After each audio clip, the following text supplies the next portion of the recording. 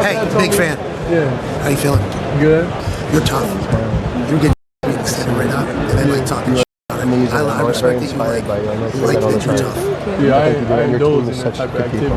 You're a dog, dude. Come on, dude. I saw that. All right, good luck. There is no other examples of him throwing his teammates under the bus.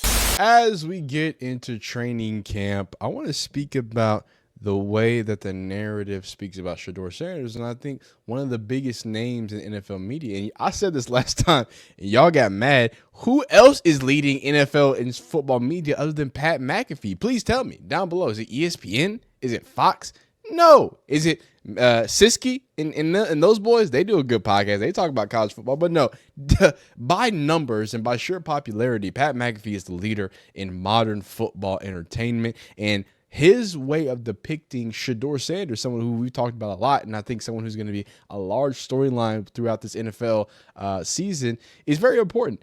And it's been pretty consistent as well. We're going to dive deep into it because Pat McAfee, I think, although, you know, he's known to be an Ohio State shill, although he's known to be a Will Howard shill, although he's known to be an Indianapolis Colts hater, or just AR-15 hater, he's been pretty fair about what's been going on with Deion Sanders and Shedeur Sanders. So check this out. We're going to go through basically a little storyline. We're going to go through a little bit of history of Shedeur and Pat McAfee and the Sanders and Pat McAfee. So we're going to start here on Radio Row. So obviously this is during the Super Bowl, February 7th. This was him officially meeting Pat and Shedeur. Start there. And then I'm going to take you all the way back to September 4th, 2023. This is when obviously Deion Sanders joining Colorado was speaking about Shedeur and things of that nature. So in early on, a sighting of how things were to come. And then this past draft cycle, right? You had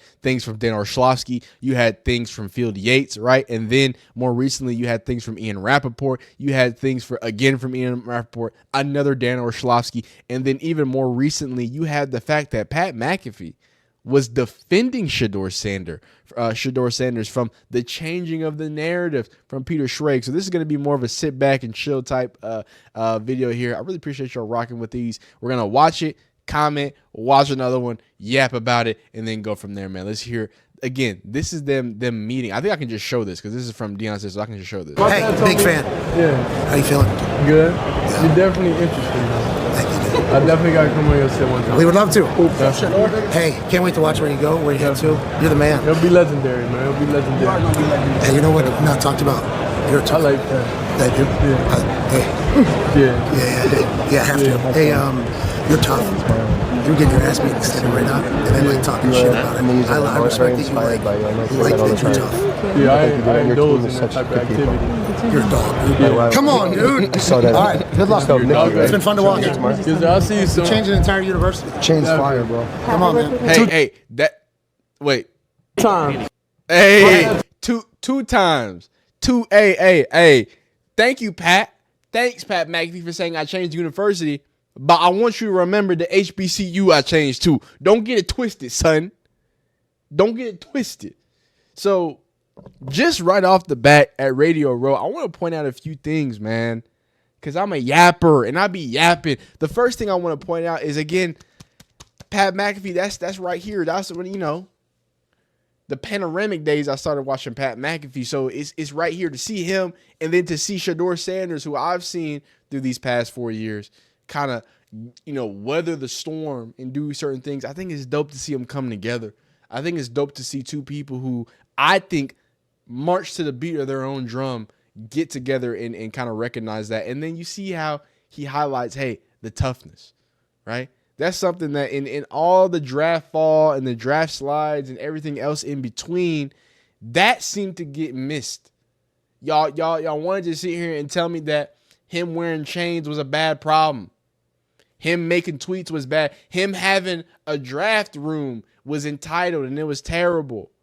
I ain't hear nothing about him taking the most sacks in all of FBS. I didn't hear about him taking hit after hit after hit and not throwing his teammates under the bus.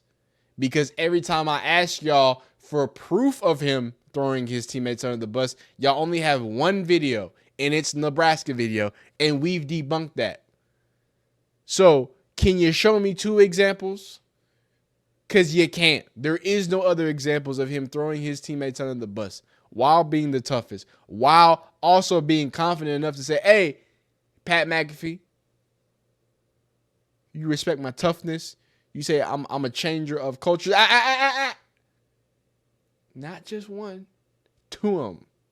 Two of them. So let me stop my yapping. Let's go forward. So you see the confidence that Pat has when it comes in relationship to Shedeur. What about with Deion Sanders and speaking about Shedeur, huh? 500 and some yards. I enjoyed in the interview afterwards. Game. This was legendary, you know? He hilarious, by the way. There's like 4 or 5 hilarious lines in there where it's just like one after another. He goes, just HBCU kid, that's the most yards I've ever had. Mm-hmm. He literally, that's like the best game I've ever had in my entire life. I mean, I just killed this team worse than anybody. We all knew that at Jackson State last year, he was phenomenal. Unbelievable. Right. And then he moves over to Colorado, and there's some sports books, that had him immediately in the Heisman watch. But then a lot of the old school college football people were like, not going to be able to do it, not going to be able to do it. He's your son, though. He's your son. So if you weren't coaching him or playing somewhere else, I think there's a lot of us that would be like, this is Deion Sanders' son. Mm-hmm. We should at least show a little bit of respect that he's been there, done that his whole life. He's got a chance to learn it all. What do you see in Shedeur that makes you think like, hey, this guy is going to be a dude forever? And also, why is he so fucking good? He was clinical, bro. He threw one ball out of bounds, and then he dropped one in a bucket. He's clinical. He's clinical. He's been checking off and calling his own plays and changing plays at the line since he was 6 years old. Like Shedeur, the first thing I taught him was defenses, and he played both ways and strong. I have to stop him. I have to stop him because Deion Sanders is the greatest. He's the greatest salesman of all time. A lot of people, I'm not going to say what type of people, but a lot of people hear the things that Deion says and like, oh, he's just selling a dream. He's this, he's whatever. No, he's charismatic and he has a way with words. 6 years old. Yeah, man. He was 6 years old with Hall of Fame. What's it called? At the line changer. Do I think that's true? And it could be true. Yes, I do think it's true. But just like, this is why primetime is primetime, because like, who would even think of some shit to say, hey, I'm asking you about this TCU thing. When did you know that he was going to be great? You know, he just threw 500 yards against the former SEC national championship competitors.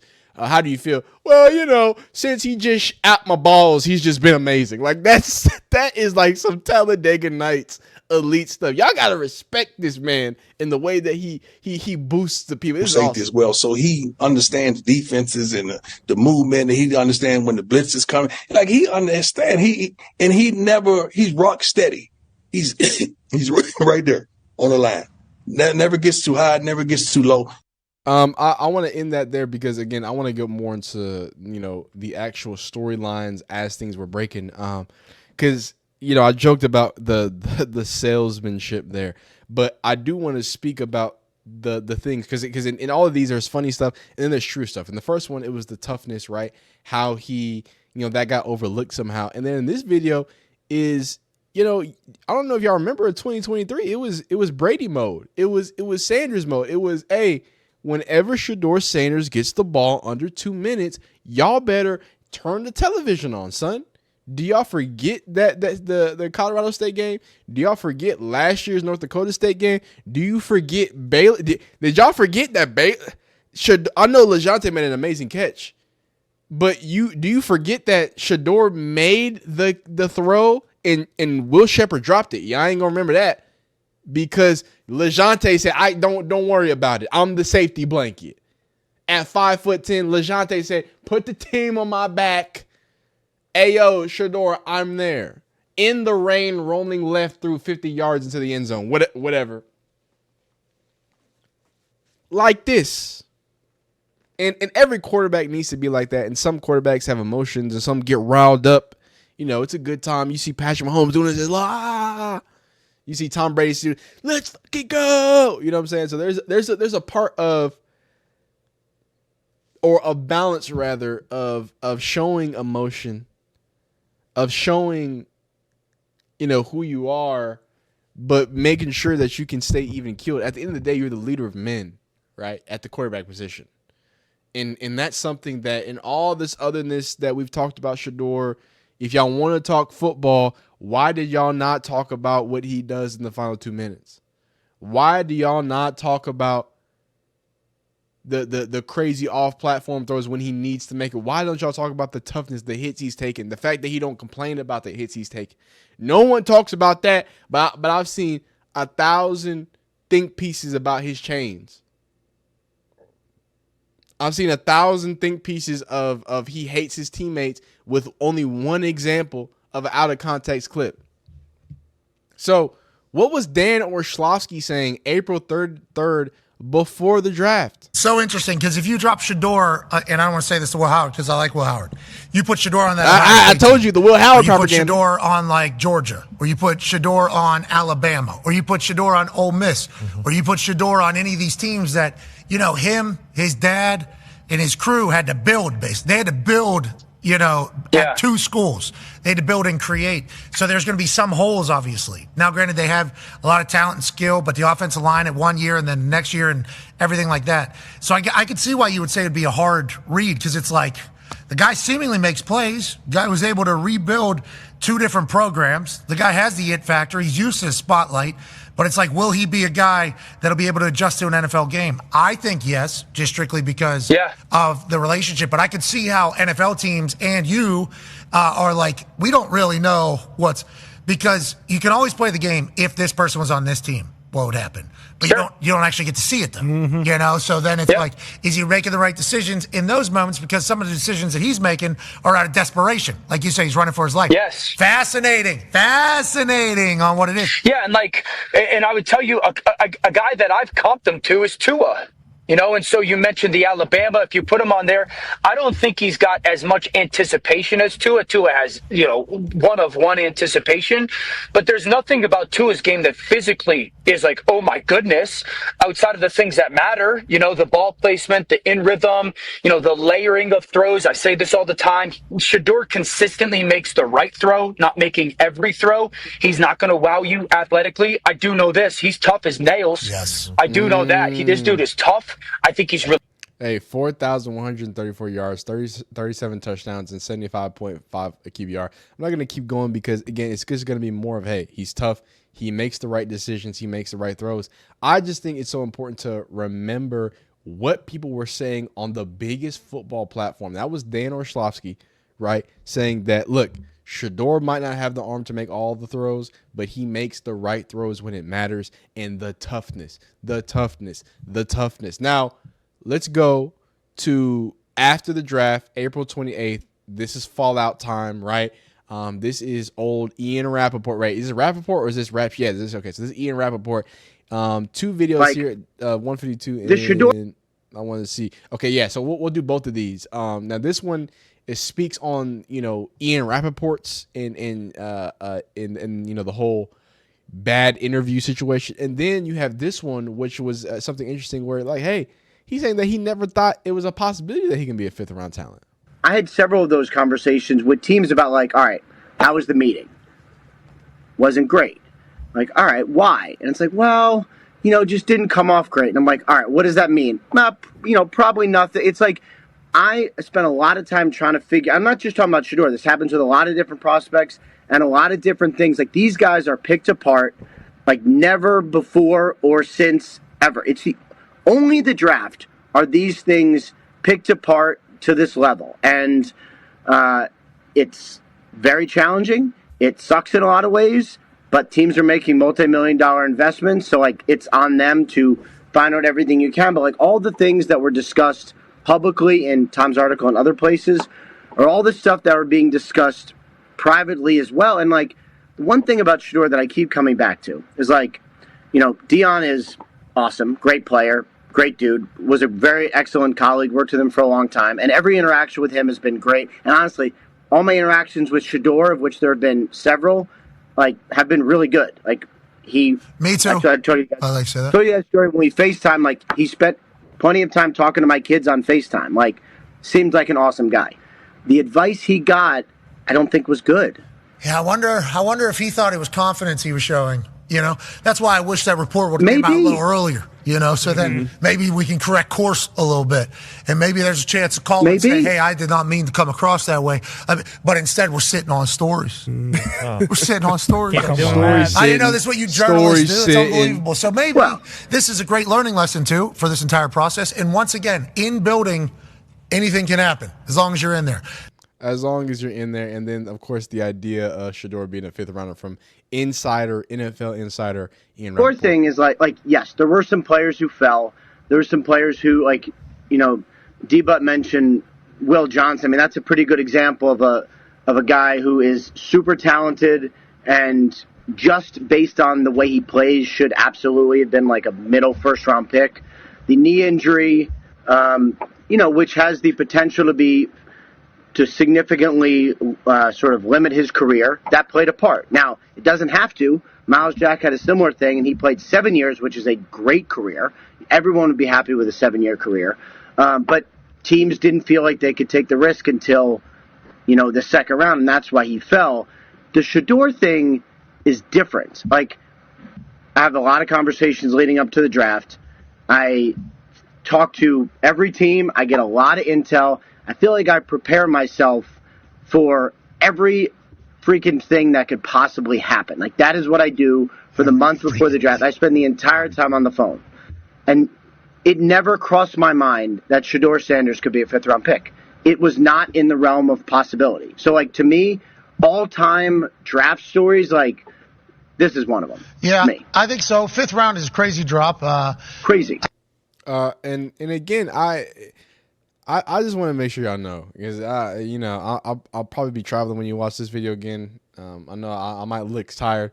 I'm tired of repeating myself. I'm tired of getting on here saying, "Hey, that's what the NFL people say," and then y'all comment, "You're just a Shedeur Glazer." And I'm just like, I guess Ian Rappaport is a Shedeur Glazer because Ian Rappaport says he's not a fifth rounder. I never said he was the greatest thing since sliced toast. I just said that y'all are disrespecting him. And clearly, from what the NFL people are saying and what the people in my comments are saying, there's a bit of a disconnect. Now, I want to end it right here because it meant a lot to me that through all the propaganda, the Will Howard and the Ohio State pulling, especially with this big chin summer gun right here, that Pat McAfee was setting the record show on Shrek. I see some balls coming out of Shedeur Sanders at that game, and I'm like, kind of looks like a guy. Yeah, I'm reading. He can sling it. I see him, some of the veterans, how they talk to him, mic'd up, see what he's doing in the community. Yep. You talking about Njoku there? Njoku, mic'd up. Yeah, once you see, different little interactions and things like that, I know he has the talent. We'll see. It'll be a competition that usually brings the best out of guys, especially young guys. So I'm interested to see how that quarterback situation. I've heard he's been outstanding in the building, and I don't know. There was never no one thought he was this malcontent or like a bag. It wasn't. That was the word, That was kind of what was being said. That was kind of what was being said. No. The pre-draft process was so unorthodox. No. I'm so happy that Pat McAfee came in and said, "Look, stop it. You're not rewriting history. It wasn't that. It was just on the field. It wasn't a bad, because I see how, I told y'all about when I made that video about the whole propaganda changing. You see how it starts? You see how Ian Rappaport puts a little seed? Maybe he got some bad advice. And then Schrags runs with it. That's not what was being said. And Schrags even had to come out here, and not Schrags, but Ian Rappaport had to come out here and say, look, all the things, and interactions I had were positive, right? So, hey, but shout out to Pat McAfee. I really do have appreciated watching some foosball. I watch from time to time now. I haven't been watching as much because I do some yapping of myself, but really a great model for football. And I think a really good time capsule to look back and say, look, hey, these are the commonality takes, right? These aren't crazy takes. Millions of people saw these, or thousands and hundreds of thousands of people saw these videos. They've seen it before. This is somebody who's reputable in the NFL space, the NFL pays, right?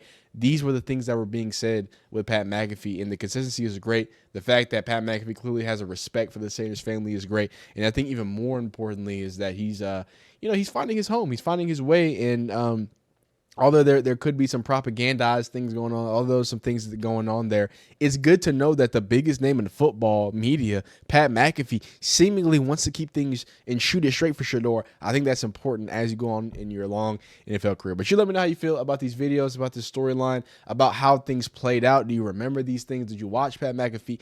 Does any of this surprise you, the way that Pat McAfee was very almost pro Shedeur, pro? I mean, I think he's pro football, and I think I'd like to hear that. I love to go down these and kind of check them out. So y'all let me know what you think. Like the video if you like it, dislike if you don't like it, subscribe if you like football content of all shapes, sizes, forms, and also fashions, because we keep it with the fashion right here.